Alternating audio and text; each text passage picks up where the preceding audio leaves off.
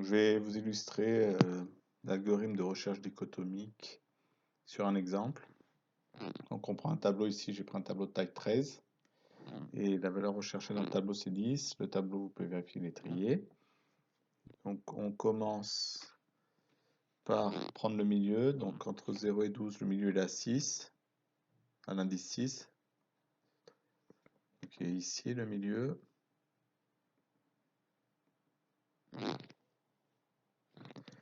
On compare 10 à la valeur trouvée, donc si c'est égal, on s'arrête. Ici, c'est pas égal, c'est 10 qui est plus petit que 13.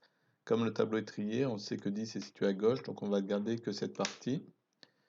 Donc on va garder 1, 2, 5, 6, 8, 11, et puis ici, hop, je mets, il y aurait 13, 14, ainsi de suite. On ne s'intéresse qu'à celle-là, de partie. Et donc gauche, ça vaut 0, l'indice le plus petit. Droite, il vaut 5. Ah oui, mais j'ai oublié de dire c'était 6. Droite, il vaut 5. Et entre deux, c'est 2,5. Et comme on est en division entière, on va prendre 2. Donc milieu, il va être ici.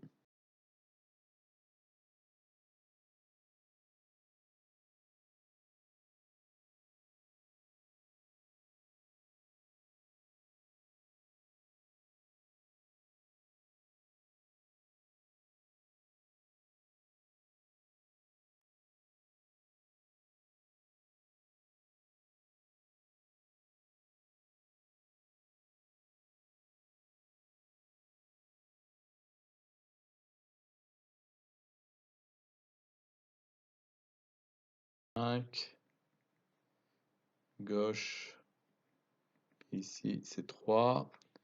Et milieu, bon ici il n'y a pas trop. Milieu,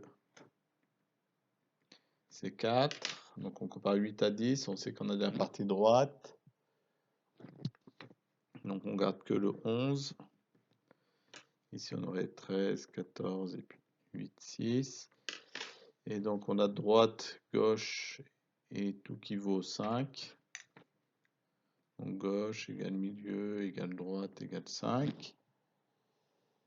On compare 11 à 10.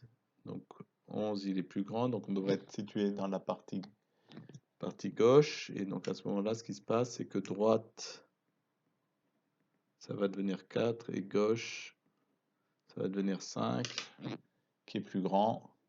Et donc là, il y a un problème, ça va se faire que ça s'arrête. Et donc on a fini et ça va dire que la valeur n'est pas dedans. Et j'ai oublié de dire à chaque fois, donc ici on avait une taille de 13, ici on avait une largeur de 1, 2, 3, 4, 5, 6, largeur de 3, largeur de 1, et donc on se rend compte à chaque fois la taille du tableau et dans lequel on regarde est au moins divisé par 2.